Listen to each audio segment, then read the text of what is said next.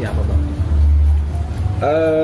Kalau perspektif saya bahwa saat ini kan Vicky ini udah ditahan nih, ya kan tentunya penegak hukum dalam hal ini kepolisian melakukan penahanan itu juga tidak asal main tahan, ya kan, tentu ada dasar, ya kan, minimal 2 alat bukti yang cukup, ya, kepolisian dalam hal ini Polres Jakarta Selatan berhak untuk melakukan penahanan terhadap Vicky gitu.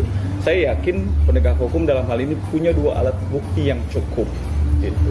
Nah, persoalan yang terjadi antara Angel Elga dengan Vicky, ya, dalam tanda kutip bahwa mereka ini kan sudah berpisah, ya, sudah berpisah secara hukum Islam.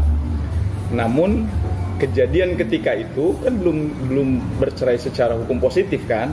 Artinya memang saya melihat dari satu sisi bahwa Vicky juga tidak salah dalam hal ini ketika dia mendatangi istrinya yang diduga melakukan perselingkuhan, ya, karena ini juga satu beban moral buat Vicky selaku suami, ya kan, karena secara hukum belum sah bercerai, karena kita adalah negara yang menganut sistem hukum positif kan, tentunya harus semuanya selesai di pengadilan agama, notabene dia adalah muslim, ya harus selesai perceraiannya.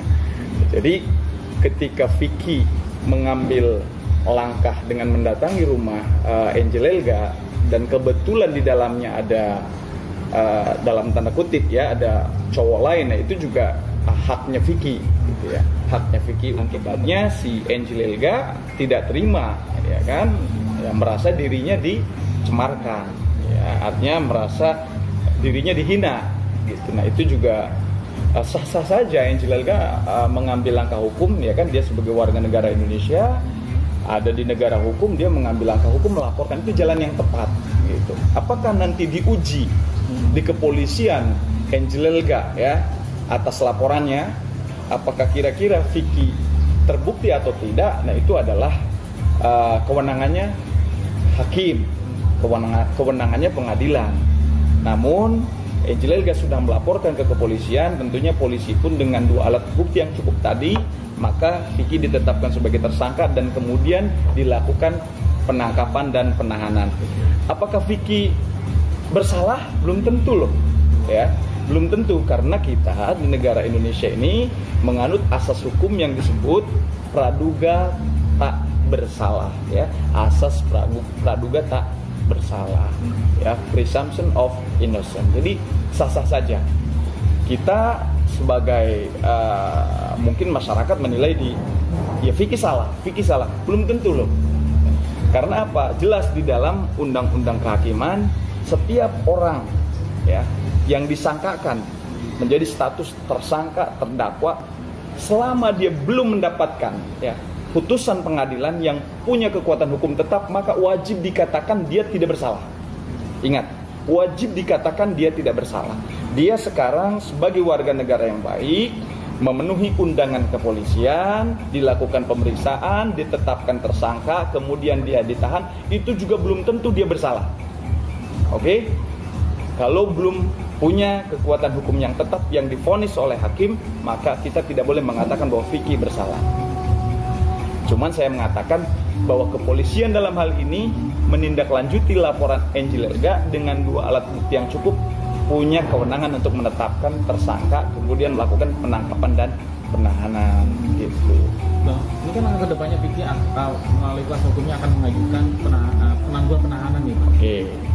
Apakah ini langkah yang tepat yang dilakukan oleh Vicky untuk bisa meringankan hukumannya atau seperti apa, Bang? Oke, KUHAP itu kan mengatur ya, hukum acara pidana di negara kita itu mengatur hak seseorang yang memang ketika ditetapkan sebagai tersangka, silakan untuk mengajukan penangguhan penahanan. Itu hak ya. Masalah nanti penangguhan penahanannya dikabulkan atau tidak, itu pun kembali kepada kewenangan subjektifnya kepolisian dalam hal ini, begitu. Jadi langkah yang tepat ya, tim kuasa hukum untuk mengajukan penangguhan penahanan, ya itu adalah langkah yang tepat. Karena apa? Dalam pasal 21 KUHAP, orang ditahan itu ada 3 poin. Yang pertama, dia tidak kooperatif, ya, dikhawatirkan si Vicky ini melarikan diri. Oke, kenapa polisi tahan? Yang kedua, ditakutkan Vicky ini menghilangkan alat bukti, ya. Oke, dan yang ketiga, ya ditahan itu supaya dia tidak mengulangi perbuatannya kembali, ya kan, misalkan dengan mencemarkan nama baiknya Angel Elga gitu. Nah itu kira-kira. Jadi langkah kuasa hukumnya Vicky itu sungguh sangat tepat. Masalah dikabulkan atau tidak itu bukan kewenangan kita, bukan kewenangan pengacaranya, tapi kewenangan subjektifnya kepolisian. Dikira menurut kepolisian dalil-dalil yang disampaikan sebagai alas dasar penangguhan penahanan ya cukup bijaksana, atau misalkan hemat kepolisian ya bisa dikabulkan, ya mungkin bisa ditangguhkan gitu ya, dengan alasan-alasan tertentu, misalkan anaknya masih kecil, dia sebagai tulang punggung keluarga, kan itu bisa menjadi pertimbangan-pertimbangan daripada Kapolres dalam hal ini ya untuk mengabulkan penangguhan penahanan.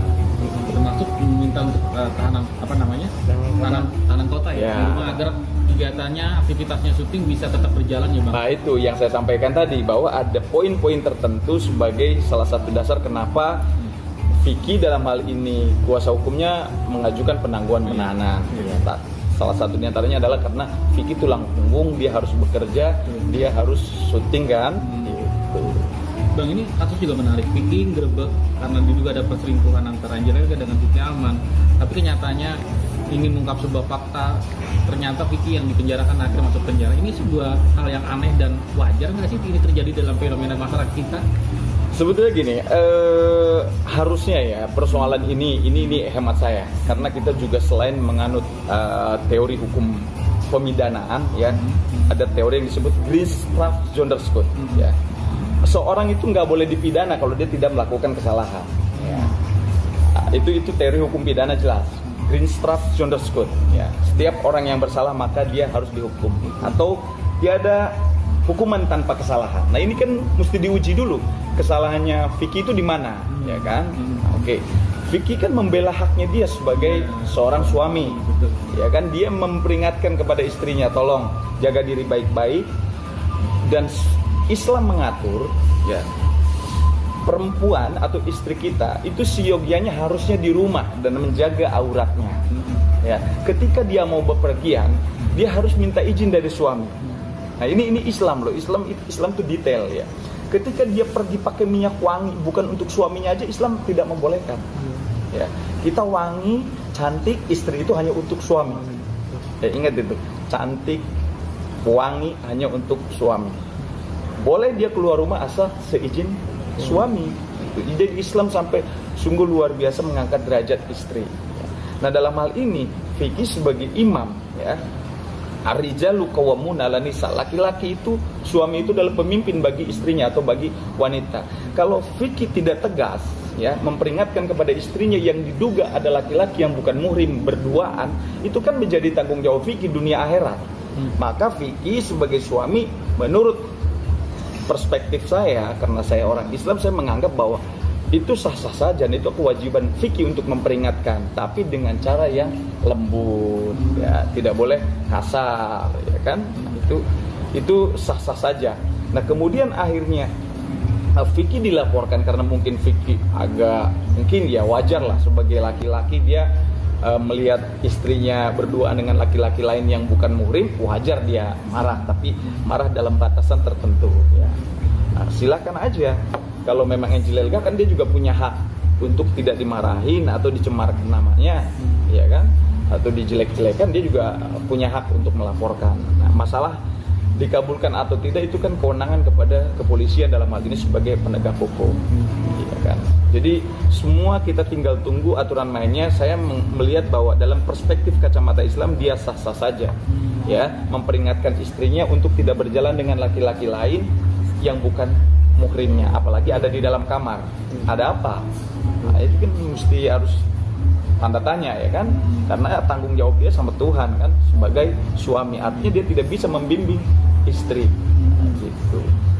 Bisa dibilang dijolimi nggak Bang? Iya bisa dizolimi, ya kan? Dizolimi karena apa? Ya istrinya berjalan dengan laki-laki lain, zolim, zina, ya kan? Jangankan berduaan dengan laki-laki yang bukan muhrim di dalam kamar, ya. Ar-rijalu qawwamuna 'ala nisa, laki-laki itu pemimpin bagi kaum wanita. Dia pemimpin buat Angel Elga fikih ini gitu. Ya kalau dia tidak bisa memimpin, hablum minallah, dia pertanggungjawabannya terhadap Allah. Nah, sekarang istrinya berduaan dengan laki-laki lain di dalam kamar. Kita nggak tahu apa yang terjadi, ya kan? Tapi namanya perempuan dengan laki-laki satu kamar berdua, ya kan, kita mungkin masyarakat juga bisa menilai, ya kan? Ya, jangankan di dalam kamar gitu loh. Ada yang mengatakan firman Allah, la taqrabuz zina innahu kana fahisha.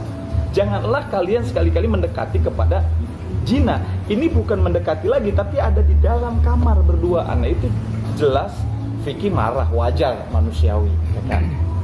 Jadi sekarang siapa yang benar atau salah kita tinggal tunggu proses pengadilan.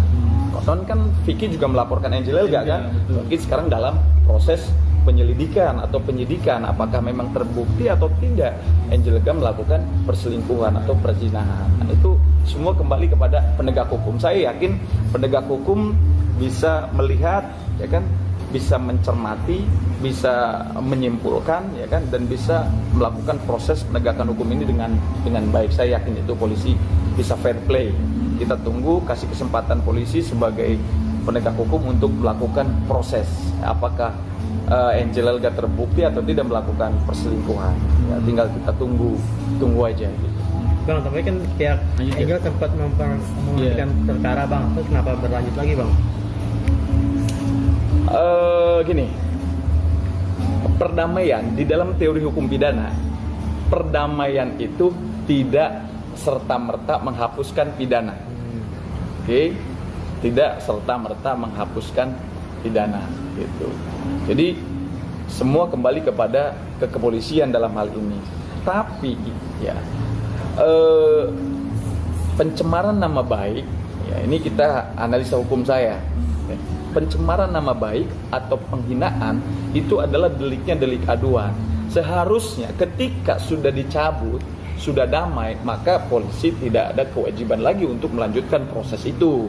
Nah, itu secara teori hukum pidana ya, karena dia maksudnya delik aduan. Kecuali di luar delik aduan, misalkan pelapor dengan terlapor sudah damai, tetapi menurut polisi ini harus dilanjutkan ya demi kepentingan umum, ya demi keselamatan umum, ya maka proses harus dilanjutkan ya, supaya kepastian, keadilan, kemanfaatan hukum bisa diterima oleh orang banyak, dalam hal ini adalah masyarakat Indonesia gitu. Nah, berapa tahun Bang bisa bikinnya begitu? Oke, di sini kan Vicky melakukan pencemaran nama baik dan penghinaan. Ya, kalau di pasal KUHP-nya kan 310-311, tetapi dia melakukan pencemaran dan penghinaannya ini kan melalui media elektronik yang ditransmisikan melalui media elektronik, ya, di mana tujuannya adalah sebagai penghinaan, ya, atau mencemarkan pribadinya Angel Elga. Maka dia ya dituntut kurungan pidananya itu sekitar 4 tahun ya, 4 tahun dan dendanya 750 juta. Ini menurut Undang-Undang ITE pasal 27 ayat 3, Jungto pasal 45 ayat 3.